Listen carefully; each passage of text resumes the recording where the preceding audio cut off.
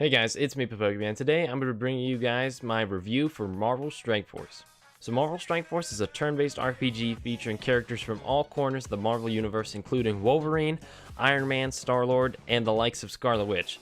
It was released in March of 2018, and this review is being written in September of 2018. This game was developed by Fox Next. So this review is going to be divided into 5 separate sections: gameplay, graphics, grind, communication, and me.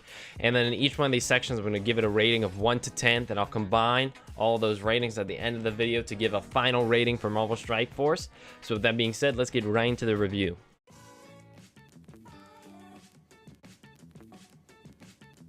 So Marvel Strike Force has a relatively straightforward combat system, as it's a turn-based game.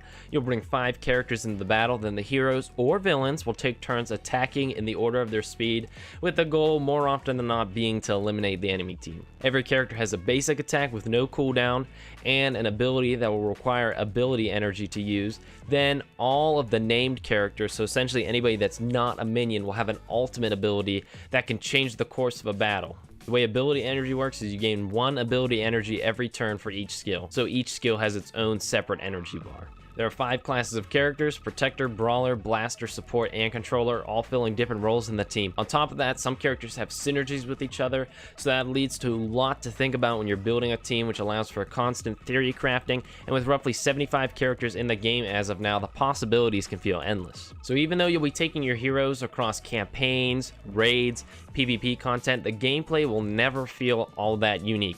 Even though it arguably does the best out of any turn-based game on the phone, it doesn't really do anything all that unique through its modes or just its base gameplay to make it stand out. So if you're looking for something completely fresh in terms of gameplay, you're not really going to find that here. But if you're not looking for anything that's going to completely change the genre, this is some very tight turn-based combat, and I'd argue it's very competent.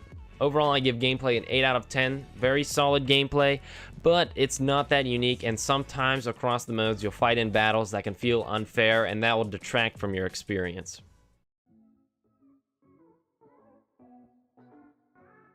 So Marvel Strike Force leads the RPG market in terms of graphics, and I'd argue it gives most mobile games a run for their money with the incredible art style that Marvel Strike Force has. It's as if your action figures have come to life, Toy Story style, and now they're going to fight each other to the death. You'll notice a lot of characters are really bulky, sort of similar to the style of Contest of Champions, and that's actually because Fox Next is kind of, a lot of the developers used to work on Contest of Champions, from what I understand. You can kind of see that come through in this game with a lot of the graphics. On top of how crisp the graphics are, you'll find that all characters will have unique animations for kills, and most of their skills will have multiple different animations for how they play out. One thing that keeps the battles from feeling stale in this game is the fact that characters actually move out of the way when their allies are getting attacked. So say you're aiming for somebody in the back line, that characters in the front line will actually move out of the way as to not get hit, allowing for you to hit the characters in the back line.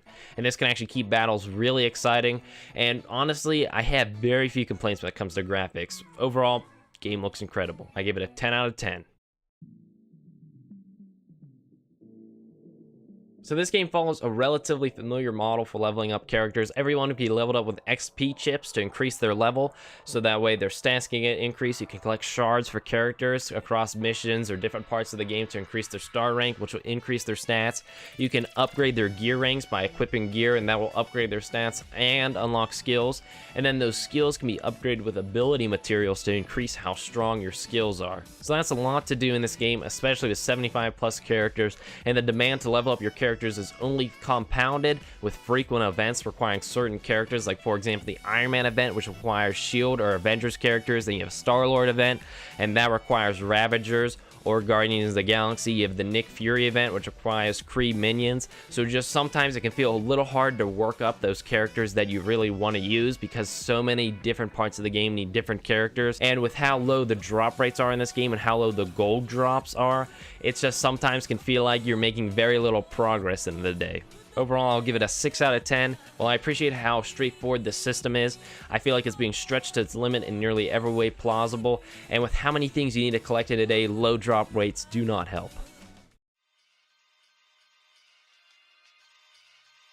Now, this has been a consistent problem from day one. The devs nearly never communicate unless it's near patch day or something's gone horribly wrong.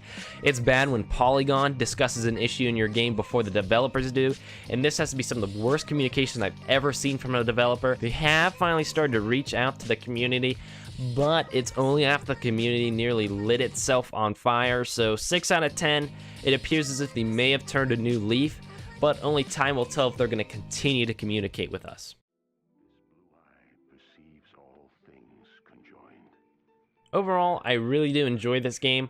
I think it's very well built, but nearly everything around the gameplay is disappointing. The grind and the communication do need work, to say the least, but if you ignore how bad everything around the game is, you have a really well-made game with tight combat and engrossing graphics, and personally, I'm able to get past the poor communication, but because of how poor the communication is, you won't see me investing in this game anytime soon. So overall, for me, I'm going to give it an 8 out of 10.